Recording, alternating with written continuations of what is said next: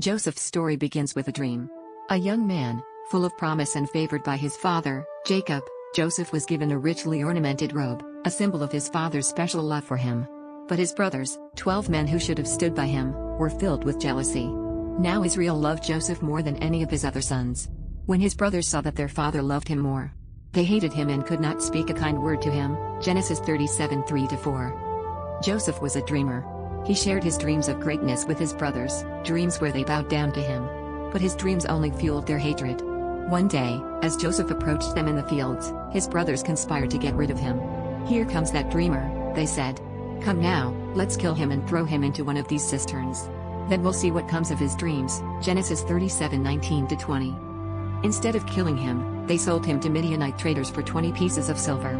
Joseph, the favored son, was torn from his home and sold into slavery in Egypt. His brothers dipped his robe in goat's blood and brought it to their father, who believed his beloved son had been killed by a wild animal. For years, Jacob mourned the son he thought he had lost. In Egypt, Joseph was bought by Potiphar, an officer of Pharaoh. Despite his circumstances, Joseph worked diligently, and God was with him. The Lord was with Joseph so that he prospered, and he lived in the house of his Egyptian master. Genesis 39:2. Potiphar saw Joseph's faithfulness and put him in charge of his entire household. But trials were not over for Joseph. Potiphar's wife falsely accused him of assault after he refused her advances, and Joseph was thrown into prison. Even in prison, Joseph remained faithful to God. The Lord was with him, and he found favor in the eyes of the warden. The Lord was with him, he showed him kindness and granted him favor. Genesis 39:21. While in prison, Joseph interpreted the dreams of two of Pharaoh's officials, foretelling that one would be restored to his position and the other would face judgment.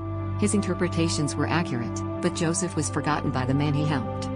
2 years later, Pharaoh himself had troubling dreams, visions of 7 fat cows devoured by 7 thin cows, and 7 healthy heads of grain consumed by 7 thin and scorched ones. No one in Pharaoh's court could interpret the dreams, but Joseph was remembered and summoned. With God's wisdom, Joseph explained that the dreams foretold 7 years of abundance followed by 7 years of famine.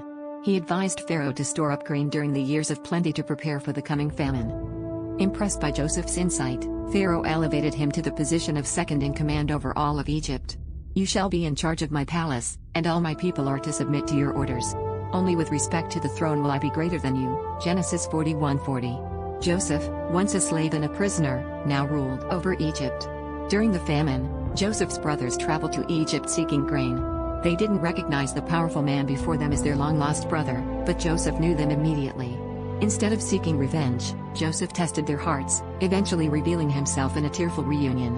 "And now, do not be distressed or angry with yourselves because you sold me here, for God sent me before you to preserve life." Genesis 45:5. Joseph forgave his brothers, seeing God's hand in his journey. "You intended to harm me, but God intended it for good to accomplish what is now being done, the saving of many lives." Genesis 50:20. His trials, betrayal, slavery, false accusations, and imprisonment were not the end of his story. They were the pathway to God's greater plan.